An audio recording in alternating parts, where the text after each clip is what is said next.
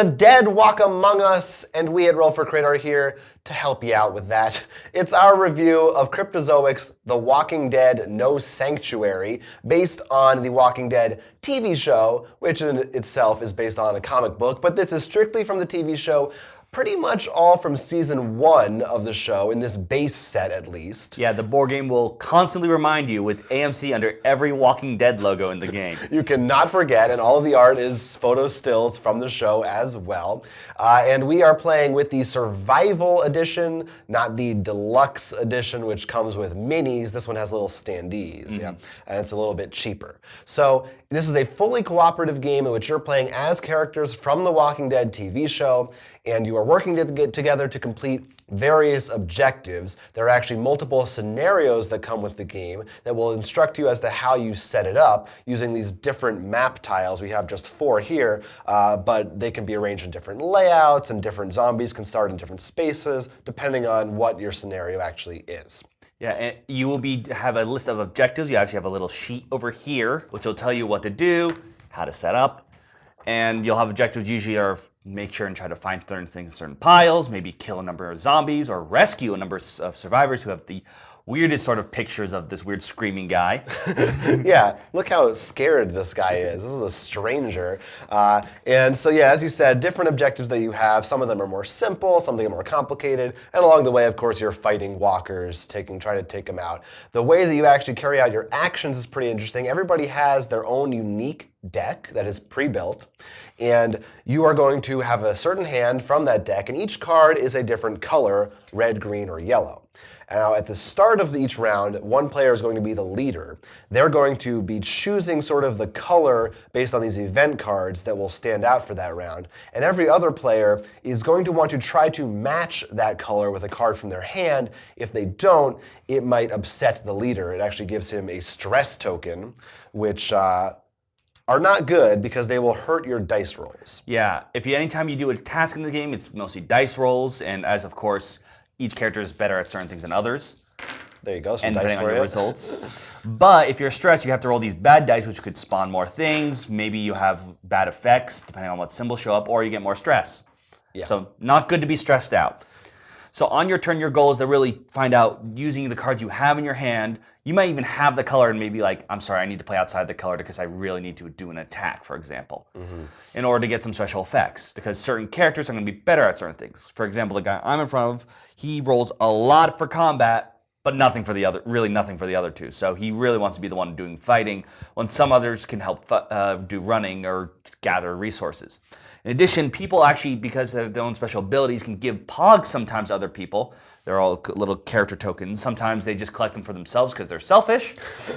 But that could allow you maybe to move a little farther, or maybe search, or just get pushed down another zombie, which can be helpful. Yeah, and there are other actions you can do just in general to help people out, to give them things like these trust tokens, which you may need to spend as a group to prevent bad things happening to you. Or if you're the leader, sometimes you need trust tokens. So there's definitely a bunch of different ways that people can cooperate. It is fully cooperative and work together in that sense.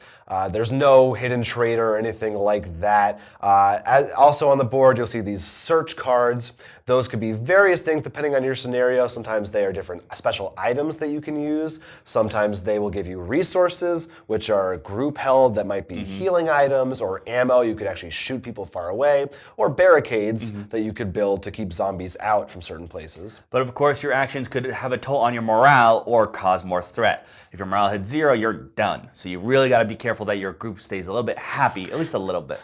Yeah. And of course, threat means more zombie spawning, which in the base game means either regular or special ones. The base one only coming with, I believe, gas mask is what they're called, which hurt more if they walk in space. Of course, expansions could add more different ones, which is something to keep an eye out for.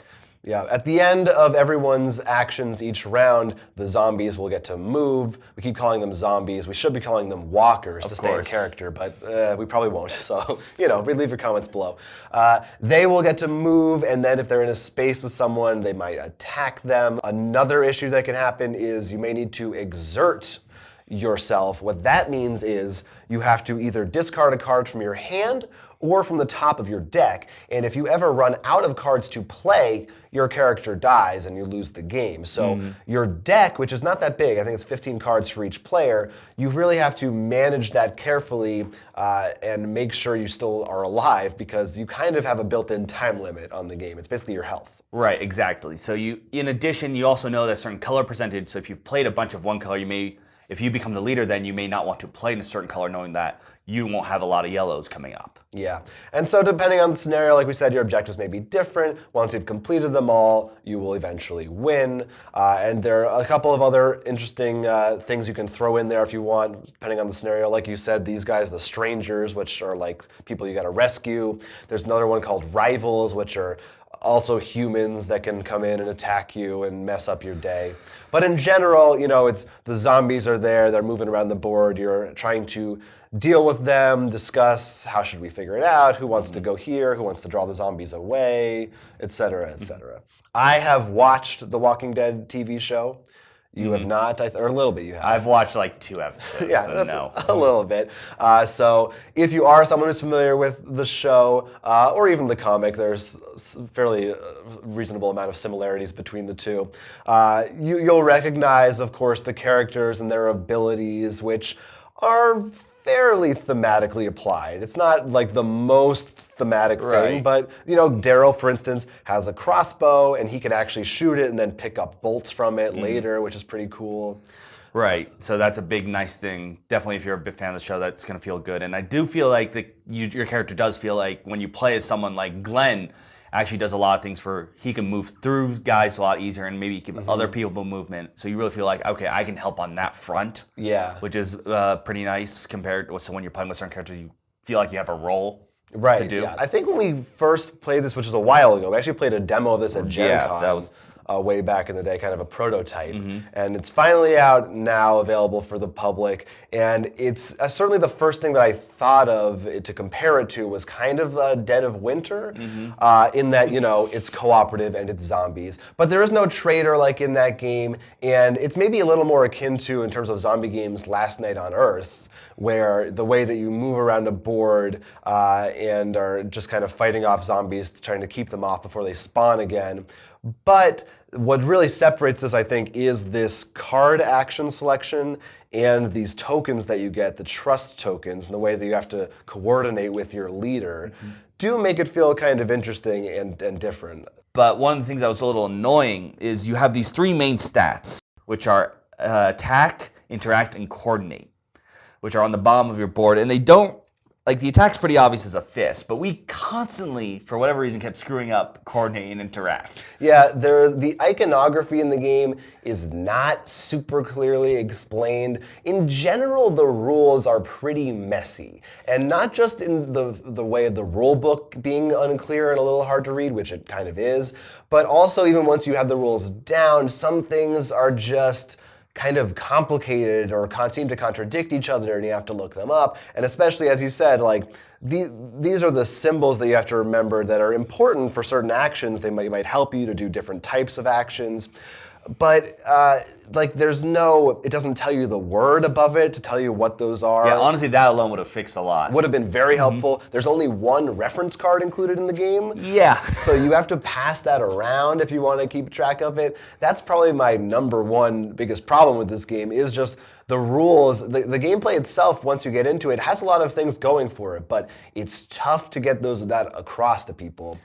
Yeah, which is a shame, because I think one of the biggest things about this is it's not, like, if you understand the rules and get everything under, maybe even if you wrote those on your own boards, is that someone who's a fan of The Walking Dead and maybe doesn't play a lot of board games could get behind this. Because one of the big issues I find a lot with people who aren't big board gamers is if you bring a game that's not cooperative, they're going to be very like, oh, I'm just going to lose to you. Yeah. So bringing a cooperative game makes them feel a lot safer, and conveniently The Walking Dead sort of fits well in that thematically wise. Yeah, this definitely isn't, I will say, I'll give them credit, it's not like we want to sell this to the casual Walking Dead fans. This is definitely a more complicated medium weight, even medium to heavy weight. But I do feel you could bring them in, though, which is nice. You could, but you definitely need to have a good grasp on those rules yourself first. That's my problem, is much explain that, because I think if you understand them, this is perfect. It's not like when I think of some much more complicated games, like because you need to know the meta of like attack is really strong or speed or something. But I do worry if there's someone who just likes Walking Dead, hasn't played a lot of board games, and sees this in Barnes & Noble and thinks, oh, this looks like fun, I love that show, they are going to look at this rulebook, I think, and be overwhelmed. Well, I think another thing we should mention about that is that unlike a lot of games, which I sort of wish did this, is there the 2 editions you mentioned in the beginning. This is, so we said, the Survival Edition, where instead of miniatures, they have these little cardboard cutouts, which cuts the price almost in half, I believe, if you look right now. Which is pretty crazy. I will say the standees in this basic version are pretty shoddy. These little things they stand on are not the best quality. They sometimes just fall over, which is not good, or fall out, and you have to punch them all out individually. They don't look great. They're a little hard to see on a board, too. A little true, but at the same time, I'm thinking about there's so many games where I'm like, oh, I would buy that. But because it's miniatures, it's like $100. Well, I agree. It's nice that they have. I wish there was a better version. Like again, like going back to Dead of Winter, also has standees, not minis, and those I think look great. These I'm not really a big fan of. And in general, also just the look of the board. It's, your boards are just grids. They're 3x3 squares, and there are buildings on them, but I wish there had been maybe different terrain types that would affect you, and something like that would have made it a little more exciting, and even like the sheet that the scenarios come on, and then the tiles themselves are kind of thin. Like it's not the best quality, and I don't know how much of that is improved in the deluxe version, but I wouldn't mind a middle ground if there was like a $40 version that you could get kind of without all those minis necessarily. So those are my takeaways. Like, it's not a super pretty game, and it is hard to learn, but once you get into it, there is some good cooperative strategic stuff going on, and if you're a fan of the show, I think that will come out more for you. Here are our crits and misses for Walking Dead: No Sanctuary. Crits. It's a cooperative strategy game that encourages interesting discussions between players, interesting communications about how to tackle different problems, and is probably a good jumping on point for people who are just fans of The Walking Dead and want to try something where they aren't going to necessarily have to worry about being competitive. There's a hand and deck management system that requires you to keep track of the different colors and actions of cards that you have, as well as your overall deck and how many cards you have left in it, because that's your health, that forces you into some interesting strategic decisions as to what to play and when. It is fun to think as the leader being like, all right, guys, is it okay we go this way or this way? And someone goes, yeah, I can't help you there. There are 2 versions of the game available, one with minis and one without, so if you're someone on a bit of a lighter budget and you don't really care about minis, you have options available to you. Not all of us are great painters. For misses, one of the biggest ones is the rules and iconography.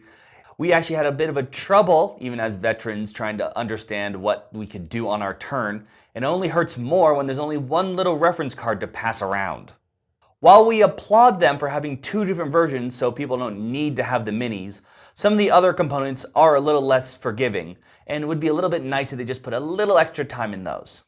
And we have tried out the less than 4-player variant where you use an ally system, which can be a little bit annoying. It feels more like an escort mission in the game than actually having some allies to help you. You basically control extra players on the board, but it's really just not as fun as when you have a full group of 4 to actually communicate with and discuss things.